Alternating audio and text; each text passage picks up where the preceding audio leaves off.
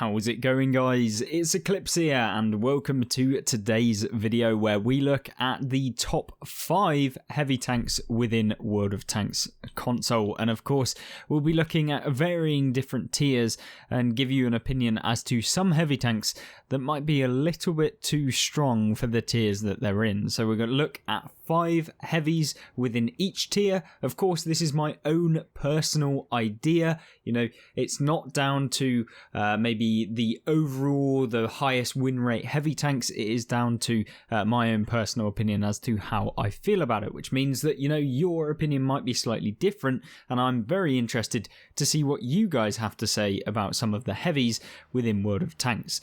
The caveat to this is we'll start at tier 5 and work our way up to tier 10 in terms of which vehicles at each tier are quite possibly the best tanks. So, without further ado, let's look at tier 5. Number 1 on the list for today at tier 5 is the Captured KV-1, and this is because this vehicle right here is one of the tanks that I absolutely despise coming up against, because it is a premium vehicle that is way better, personally, than some of the tech tree vehicles that you'll be seeing, which is a current trend with a lot of the premium tanks that Wargaming have developed over maybe the last couple of years especially, and you're seeing that with the Captured KV-1. This is a fairly old vehicle, and essentially it relies upon the fact that you fire premium rounds, which of course make this thing overpowered, and the limiting factor of the Captured KV-1 is whether or not you want to spend a load of silver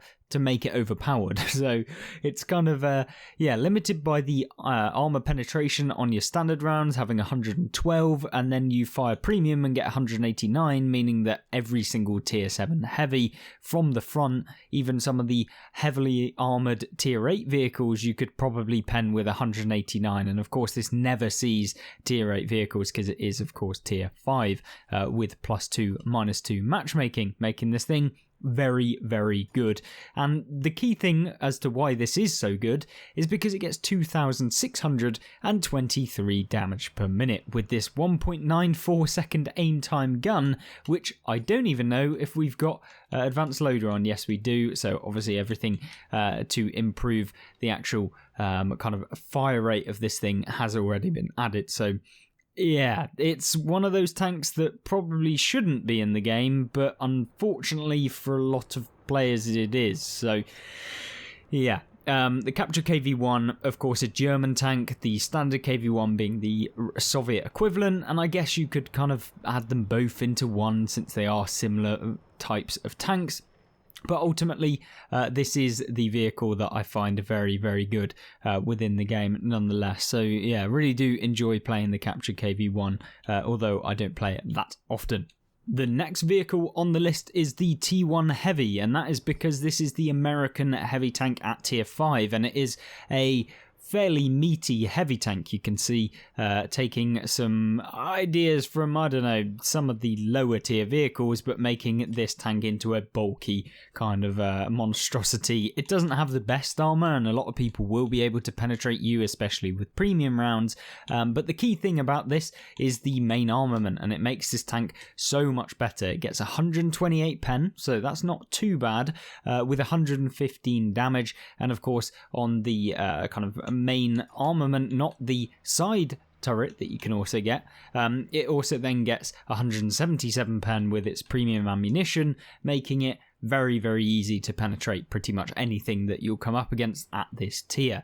And the key thing about this is that once again, the damage per minute of this vehicle is very, very high, like the Captured KV-1 of 2,300. Good thing about this tank is you don't have to hit as many of your shots to make the DPM work, which means that, yeah, you're able to rack up quite a lot of damage quite quickly with this thing.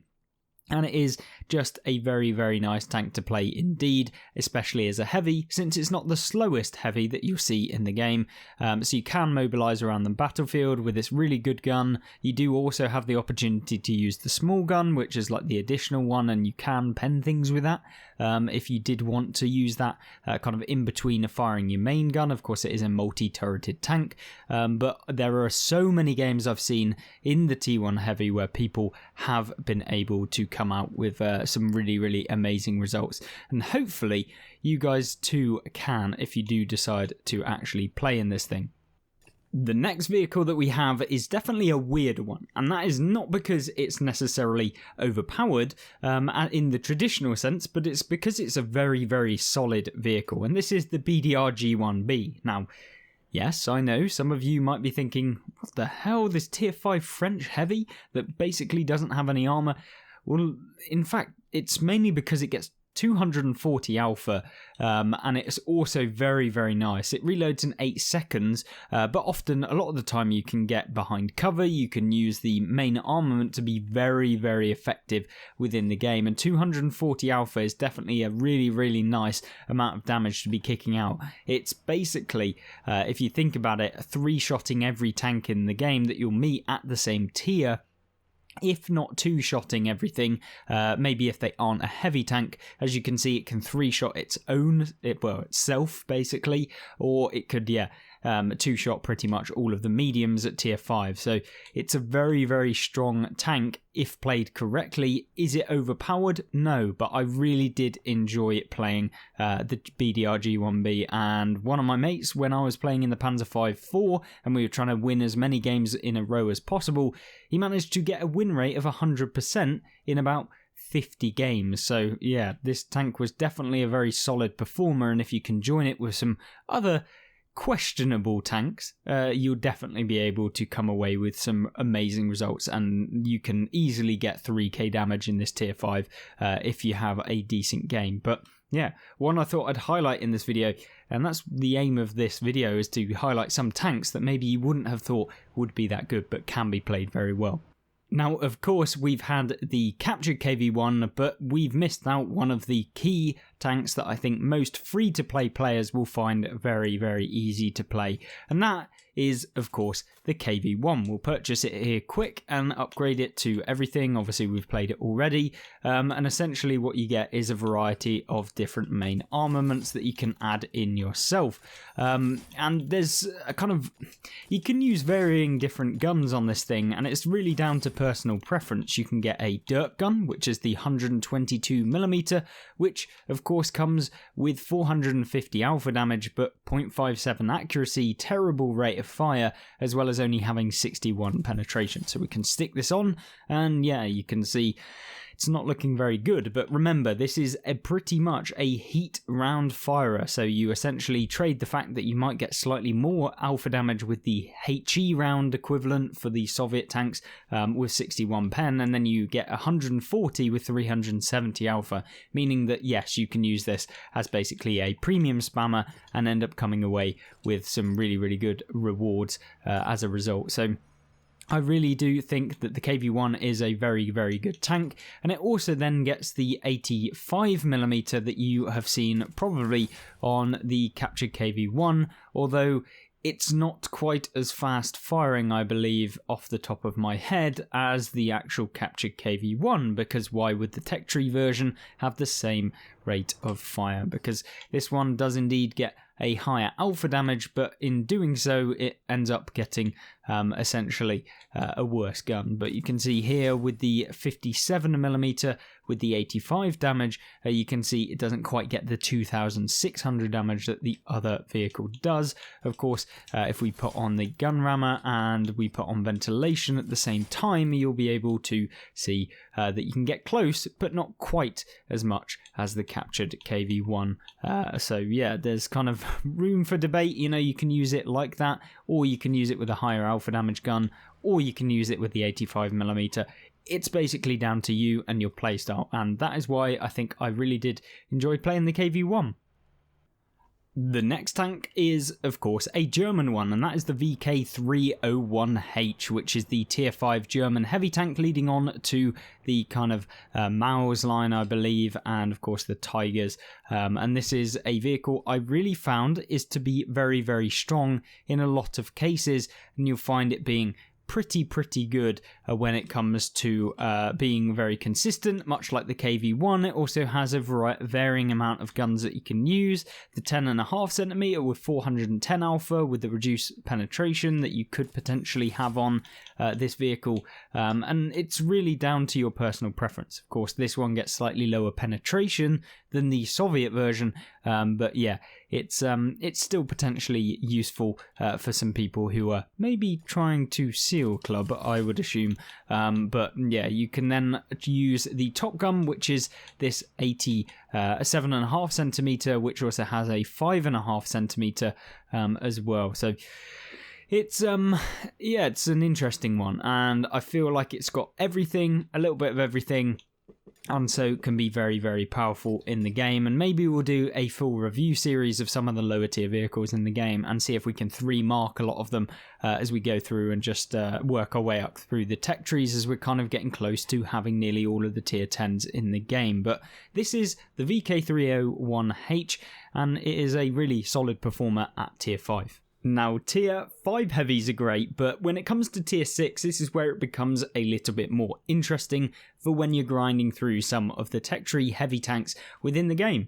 And of course, we'll pick up with one of my favourite heavy tanks at tier 6 being the KV2, and this one is superb because it offers something completely different to any of the other heavy tank playstyles that you can get in the game, because this has 700 alpha damage with a really nice amount of penetration, considering it's a HE firer essentially, with 136mm of penetration on its premium AP shells, and with the HE shells that you can fire you get 910 damage, meaning if you can pen pretty much any vehicle at tier 6, you're going to be able to one-shot them. If you can pen the vehicle at tier 5, you're going to be able to one-shot them. If you pen anything at tier 7, you're probably going to be able to take 90% of its hit points, or one-shot them if they're a medium or a light tank.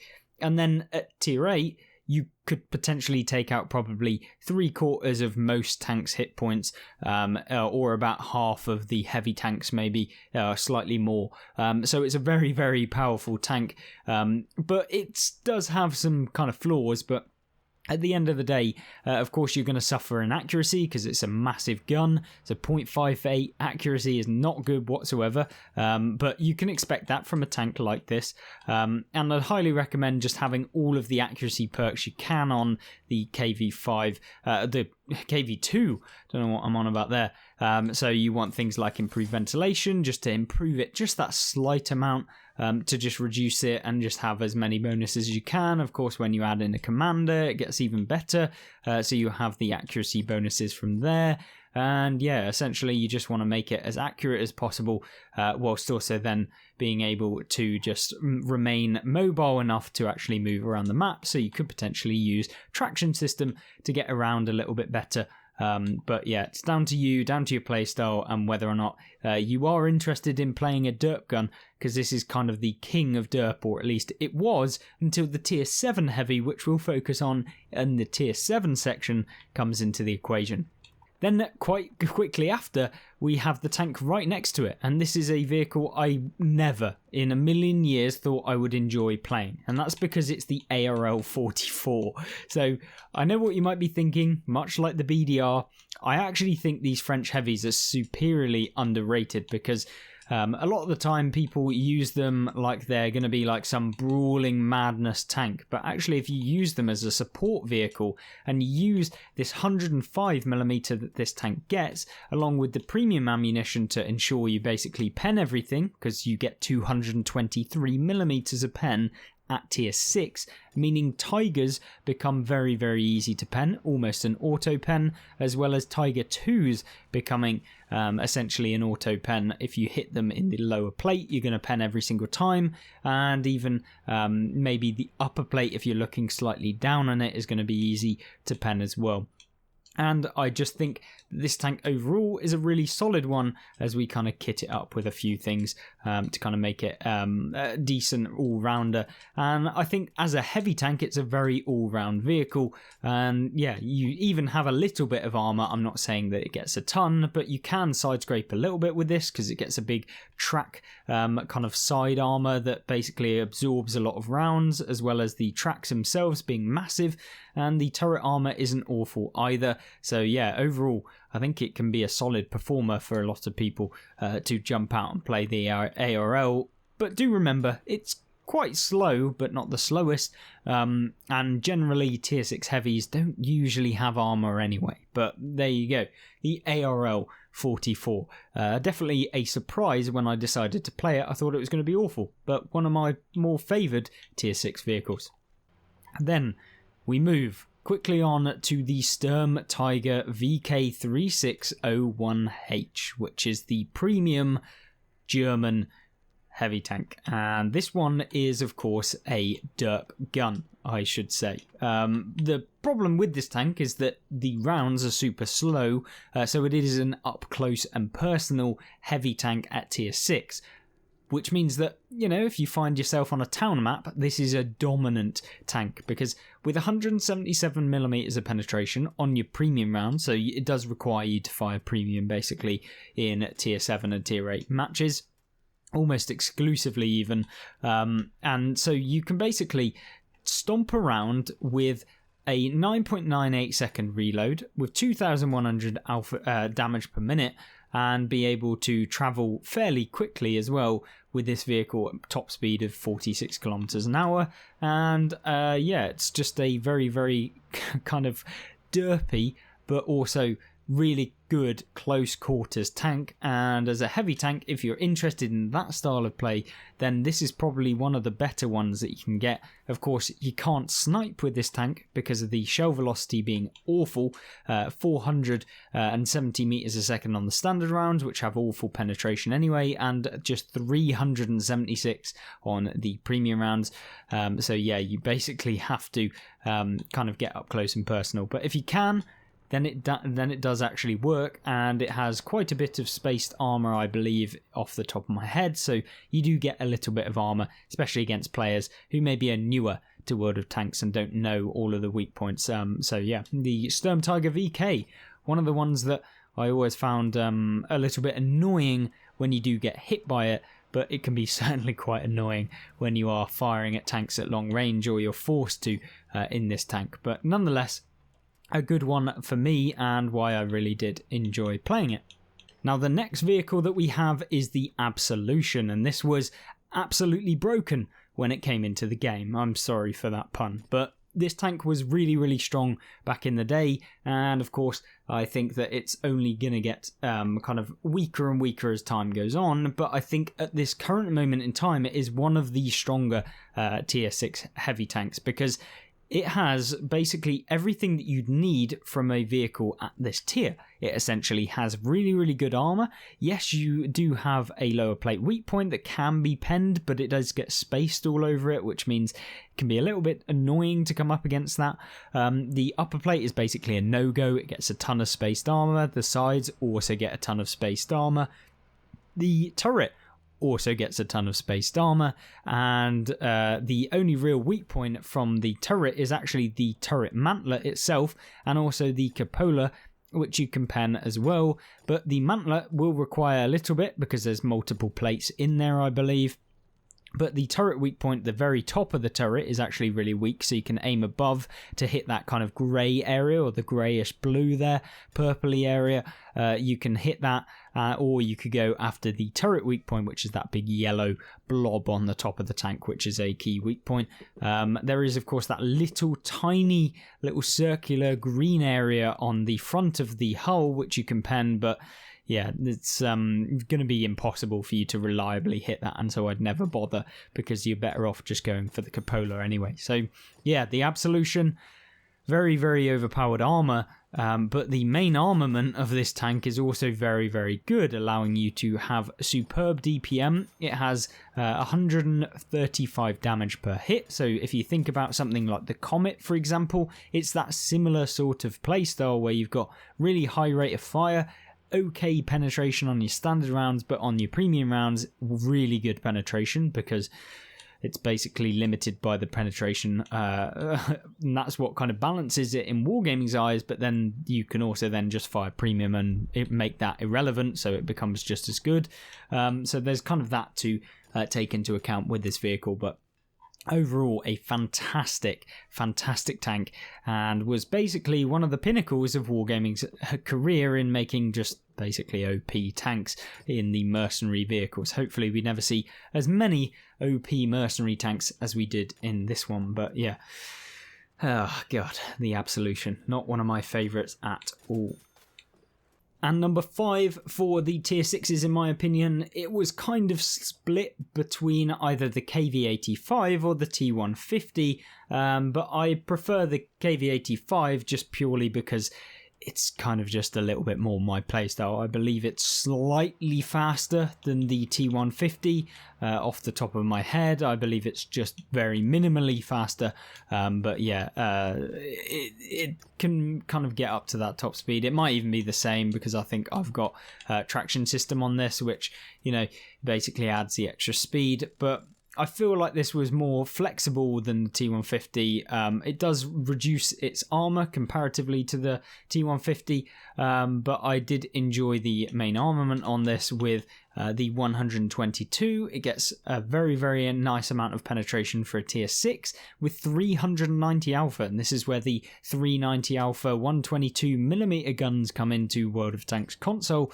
at least in a region where they're not just derp guns, essentially. So this is an actual main armament that is very, very good. And it's also just one of those tanks that you can very easily come out with 3k damage if you have a good round where, you know, you can come up against a lot of opponents. Of course, it does have a fairly long reload, 13 seconds, but of course, if you are then using a nice commander, which we haven't got in there, you can probably get it down to about 11 seconds. I guess we can swap one in there just to see what the reload ends up being at the end, 11 seconds there. And if you then are using combat rations as well and activating them, you can get that down to about 10-second reload when you do fire. So I really enjoyed this tank. I think a lot of people do enjoy this, and this is where the Soviet heavies start getting more interesting and a bit more kind of dominant in terms of the alpha damage, and it's kind of the nice region where you don't necessarily require that much penetration to go through a lot of things, but yeah, you can be very, very solid having the extra damage over a lot of the other heavies at this tier. But that is tier 6 done. That's part 1 of this series looking at the top 5 heavy tanks. Of course, stay tuned for part 2 and part 3 coming very, very soon on the channel. Hopefully you did enjoy. Of course, leave your own opinions as to some of the other heavy tanks at tiers 5 and 6 that you enjoy. And of course, I will be doing this for mediums and light tanks and all of that jazz as we move on throughout this year. Thank you very much for watching, and I hope you catch me in the next part of this video very, very soon. Goodbye.